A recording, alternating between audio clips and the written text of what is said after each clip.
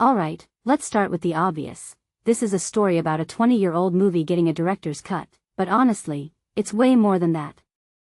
It's about creative battles, fan obsession, and why sometimes the real drama happens behind the scenes of your favorite shows.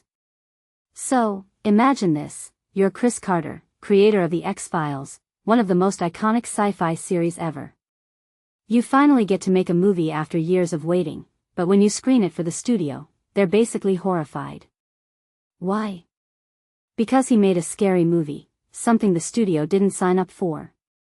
And this isn't just any movie, it's a Frankenstein-inspired horror story set in a frozen wasteland. But the studio wanted PG-13, so they forced cuts. And then more cuts. And suddenly, the film becomes a relationship drama instead of the chilling mystery he envisioned. Personally, I think this tension between art and commerce is fascinating. How many other movies do you know that had to be reshaped twice just to get a rating? It's like watching a horror movie about Hollywood itself. Now, here's the twist, Carter didn't just accept this. He spent 2 decades fighting to release his original vision. And that's what makes this director's cut so weirdly inspiring. It's not just about fixing a movie, it's about refusing to let go of a creative idea, even when everyone tells you to move on. What's the lesson here? Maybe that stubbornness isn't always a bad thing. Or maybe it's a warning, if you want to make a horror movie, don't let a studio decide how scary it should be. Either way, the fact that this cut exists at all feels like a win for creators who've ever clashed with execs who don't get it. But let's be real, studios still hold all the cards. How many other directors get to revisit their work 20 years later? Almost none. So this isn't just a story about Carter, it's a reminder of how rare true creative control is in Hollywood. And then there's the fan factor. Carter doesn't just tolerate his fans, he engages with them. He reads Reddit. He goes to conventions. He even took criticism from a former head of an X-Files fan group. That's wild. How many showrunners would actually listen to their loudest critics? But here's the thing, that connection is why The X-Files survived for 30 years. It's not just a show, it's a shared obsession. And Carter knows that. He even jokes about how the fandom outlasted the careers of people who worked on the show. But here's what I wonder, does being so close to your audience make you better, or just more defensive?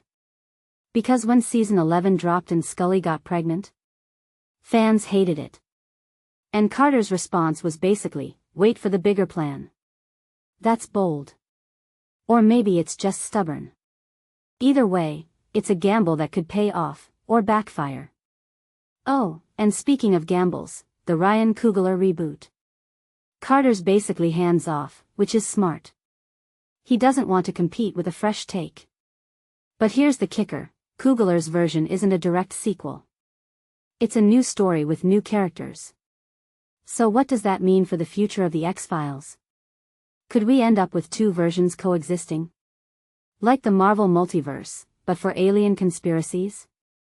From my perspective, that's the only way the franchise stays relevant.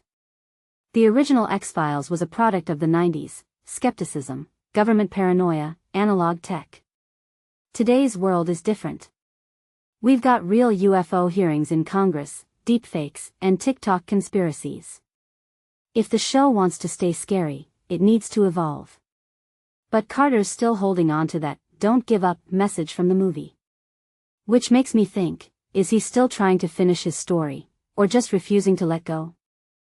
And that brings us to the biggest question of all, why do we care so much about Mulder and Scully?